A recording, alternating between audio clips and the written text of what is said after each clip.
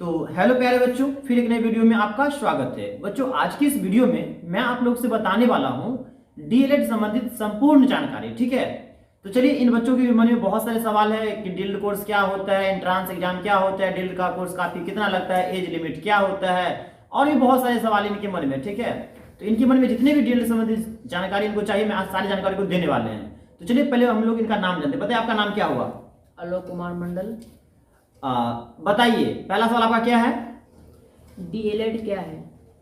तो बच्चों, डीएलएड क्या है? सबसे पहला सवाल यही आता है कि डीएलएड कोर्स होता है क्या। तो बच्चों, डीएलएड का मतलब होता है डिप्लोमा इन एलिमेंट्री एजुकेशन। ठीक है, ये एक कोर्स होता है। अगर कोई भी बच्चा अगर ये कोर्स कर लेता है तो वो टीचर बन सकता है, प्राइमरी का या 8th लेवल का। ठीक है ना, वो टीचर का एक क्या है, ये कोर्स है। ठीक है ना, इससे कोई टीचर बन सकता है। बताइए, अगला सवाल आपका क्या है? डीएलएड कोर्स करने के क्या फायदे हैं? तो डीएलएड कोर्स करने के यही फायदे हैं। अगर कोई बच्चा डीएलएड कोर्स करता है ना और डीएलएड में वो पास हो जाएगा, और भी मतलब इसमें सीटेट का भी एग्जाम होता है, ये सब अगर पास कर लेता है तो वो प्राइमरी लेवल का या मिडिल लेवल का, अर्थात पहला से लेकर 5वां तक या छठा से लेकर 8वां तक, अर्थात पहला से लेकर 8वां तक का वो क्या कर सकता है, टीचर बन सकता है।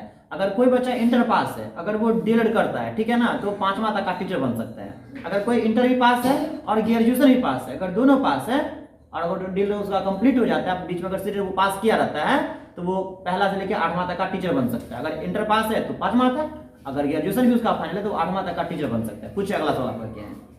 डीएलएड एंट्रेंस एग्जाम क्या है? देखिए, सबसे पहले आप डीएलएड तो जाने गए, इसका मतलब होता है डिप्लोमा इन एलिमेंट्री एजुकेशन। ये एक टीचर का मतलब सबसे अच्छा मतलब कोर्स होता है। अब आपका सवाल है कि डीएलएड एंट्रांस क्या होता है। देखिए, तो कोई भी बच्चा अब डीएलएड में एडमिशन लेगा ना, तो उसको पहले एक एग्जाम देना पड़ता है। इससे पहले क्या होता था, 2 साल पहले 3 साल पहले, कि आपका मैट्रिक में, इंटर में, ग्रेजुएशन में अच्छा नंबर है ना, तो सबको जोड़ लिया जाता था, औसत निकाल के। जिसका अच्छा नंबर आता था ना उसको अच्छे कॉलेज मिलता था, सरकारी कॉलेज मिलता था, बाकी जिसका अच्छा नंबर नहीं तो प्राइवेट कॉलेज मिलता था। तब सरकार ने क्या किया, इस सिस्टम को बदल दिया। अब एक एग्जाम देना पड़ता है, जिसको हम लोग बोलते हैं एंट्रांस एग्जाम। एंट्रांस एग्जाम में क्या होता है, आपका मतलब मैथ से, हिंदी से, उर्दू से, रीजनिंग से, इंग्लिश से, एसएसटी से, विज्ञान से, इस सारे से ना 120 क्वेश्चन पूछते हैं। ठीक है ना, अगर आपको इसमें अच्छा रिजल्ट आता है, अच्छा नंबर लाते हैं, तो आपको सरकारी कॉलेज मिलेगा। अगर अच्छा नंबर नहीं लाते हैं तो आपको प्राइवेट कॉलेज मिलेगा। ठीक है ना, उसमें भी पहले पास मार्क आपको रहना चाहिए। तो एंट्रेंस एग्जाम देने के बाद आप मतलब पहला स्टेप पास कर गए, ठीक है ना, उसके बाद आपको 3-4 स्टेप और पास करना है। सबसे पहले आप एंट्रांस एग्जाम दीजिएगा तो आपका एडमिशन होगा, और एडमिशन हो जाएगा 2 साल का, तो उसके बीच में आपको सीटेट का एग्जाम देना होता है। और सीटेट का भी एग्जाम अगर आप दे देते हैं तो फिर आपको बिहार में ना बीपीएससी का एग्जाम देना पड़ता है। अगर आप बीपीएससी एग्जाम दे देते हो और पास कर जाते हो तो आपको टीचर बन जाएगा, आप टीचर बन जाओगे। चलिए, अगला सवाल पूछिए। डीएलएड कोर्स कितने साल का होता है?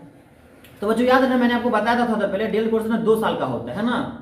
आप प्राइवेट से करिए या सरकारी से करिए, 2 साल का ही कोर्स होता है। चलिए, डीएलएड की फी कितनी है?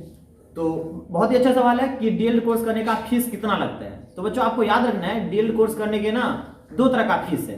पहली बात, ये तो 2 साल का कोर्स होता है। अगर आप किसी भी सरकारी कॉलेज में अगर आपका एडमिशन हो जाता है तो आपको 20 से 25 हजार में 2 साल का कोर्स होता है, दोनों साल आपका कंप्लीट हो जाएगा। फर्स्ट ईयर में आधा पैसा लगेगा और फिर सेकेंड ईयर में हाफ पैसा लगेगा। अगर SC ST से है तो वही फर्स्ट ईयर में आपको समथिंग 7,500 लगेगा। अगर वही आप SC ST नहीं है, अगर EBC है, BC है, जनरल है ना, तो आपको लगभग 11,500 लगेगा। फिर अगला साल में उतना पैसा लगेगा, 20 से 25 हजार मतलब मान लीजिए कोर्स मतलब कंप्लीट हो जाता है वो सरकारी में। अगर वही अगर आपका प्राइवेट में नाम आता है तो लगभग 1.5 लाख से 2-2.5 लाख रुपए का खर्चा पड़ जाता है। ठीक है, चलिए, अगला सवाल आपके मन में है तो पूछिए और भी। डीएलएड में एज लिमिट कितनी है? हाँ, ये भी बहुत अच्छा सवाल है।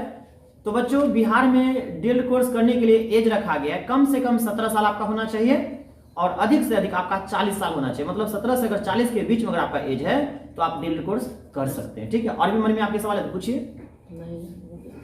चलिए, तो आशा करेंगे डीएलएड संबंधित आपको संपूर्ण जानकारी मिल गया होगा। हाँ, और कुछ बच्चा ये सोचता होगा कि सर मान लीजिए मैंने इंटर पास मतलब पहले कर चुका था, मैंने ग्रेजुएशन में नाम लिखवा लिया है, मैं फर्स्ट ईयर या सेकेंड ईयर 3rd ईयर में है ना, अर्थात मेरा ग्रेजुएशन अभी चल ही रहा है, तो क्या मैं डीएलएड में एडमिशन ले सकता हूं?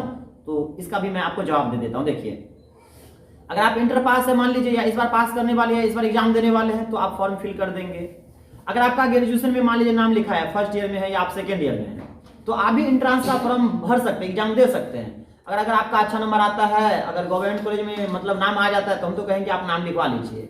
अगर कोई बच्चा फर्स्ट ईयर या सेकेंड ईयर या 3rd ईयर में, ठीक है ना, अगर उसका मान लीजिए एग्जाम देता है, अगर एंट्रांस में अच्छा रिजल्ट नहीं आता, अगर उसको मान लीजिए प्राइवेट कॉलेज मिलता है, तो हम कहेंगे पैसा वहाँ पे आपको ज़्यादा लगेगा, तो आप चाहो तो फिर नेक्स्ट ईयर इसका अच्छा से तैयारी करके अगर आपका सरकारी कॉलेज में नाम आएगा तो आप नाम लिखवा सकते हो, ठीक है ना।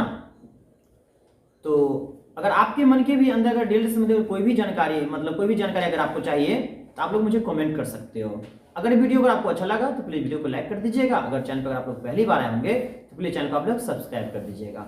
Thanks for watching. फिर मिलते हैं एक नए वीडियो के साथ, जब तक के लिए दीजिए इजाजत। Bye bye, take care.